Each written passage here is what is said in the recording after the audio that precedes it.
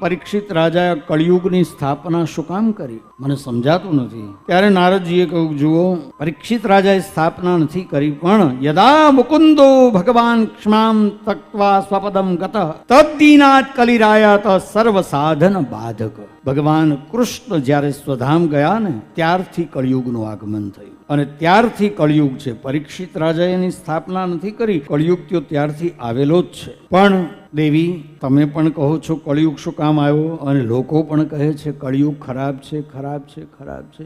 પણ કળિયુગ ખરાબ નથી. હા, કારણ કે ગમે તેવો ખરાબ માણસ હોય ને એની અંદર એક સદગુણ હોય. જિગ્નેશભાઈ, ગમે તેવો ખરાબ માણસ હોય એની અંદર એક સદગુણ હોય, અને ગમે તેવો સારો માણસ હોય ને એની અંદર એક દુર્ગુણ હોય.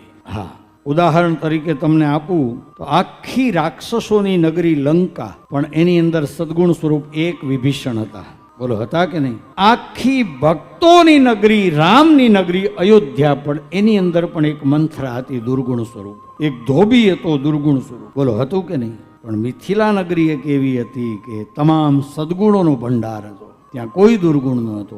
એક નગરી એવી અપવાદ રૂપ. એમ આપણે ત્યાં પણ અપવાદ હોઈ શકે કોઈ, પણ એ બહુ રેર કેસમાં. તો નારદજી કહે છે કે દેવી, કલિયુગને તમે ખરાબ કહો છો, પણ કલિયુગ ખરાબ નથી.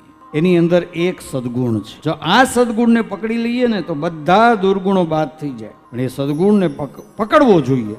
કયો સદગુણ?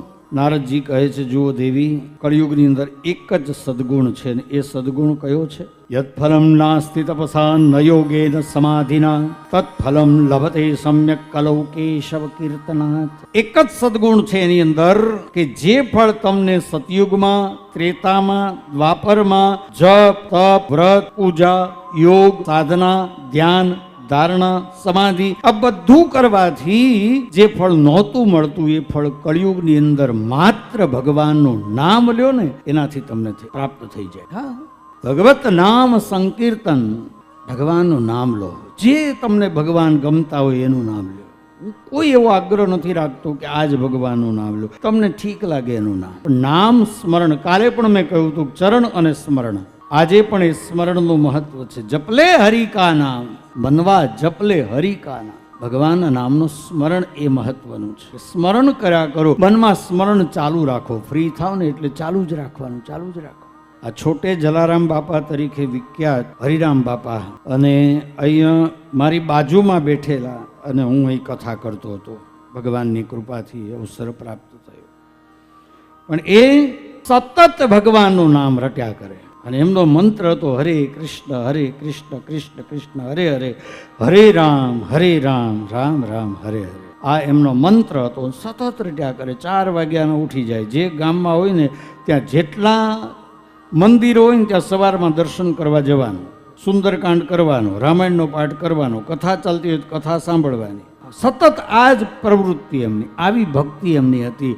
અને એમનો પ્રાણ પણ કેવી રીતે સ્વધામ ગમન કેવી રીતે કર્યું એમણે ખબર છે? અમરેલીની અંદર કથા ચાલતી હતી, અને એ કથામાં ગયા હતા સાંભળવા માટે અમરેલીમાં. અને મેં કહ્યું સવારમાં દેવ દર્શન કરવા જવાનો એમનો નિયમ. હવે સવારમાં દેવ દર્શન કરવા નીકળ્યા, એમાં અમરેલીનું પ્રસિદ્ધ મંદિર છે નાગનાથ મહાદેવ મંદિર. એ મંદિરની અંદર દર્શન કરવા ગયા અને ભગવાનને દંડવત પ્રણામ કર્યા, અને ત્યાં જ દેહ છૂટી ગયો. બોલો, કેવું સદભાગ્ય! હાલતા ચાલતા ભગવાનને દંડવત પ્રણામ કરવા ગયા અને દેહ છૂટી ગયો. આને મોક્ષ કહેવાય. એનું કારણ સતત ભગવાનના નામનું સ્મરણ કરતા હતા. સતત ચાલુ.